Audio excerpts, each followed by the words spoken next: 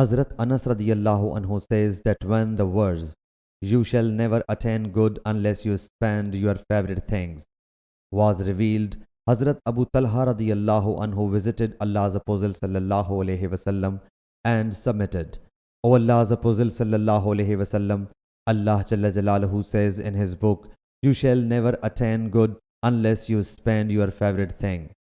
And I, out of my all property, like Biruha the most." The reporter says, that was garden which Allah's Apostle sallallahu alayhi wasallam used to visit, sit therein in the shade and drink its water. So I present my garden for Allah Jalla Jalaluhu and His Apostle with a view of getting its reward in the hereafter.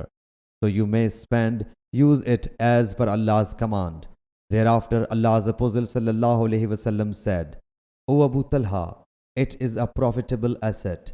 We accepted it from you and give it to you from our end, so as to apportion it among your kin." So Abu Talha divided it among his kinsmen. The reporter says they included Hazrat Ubay and Hazrat Hassan.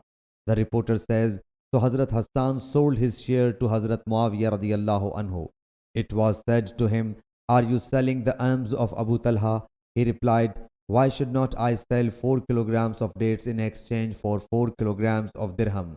The reporter narrates that garden was in the place of that palace of Banu Hudayha, which Hazrat Muawiyah radiyallahu anhu got built. Sahih Bukhari, Hadith number 2758.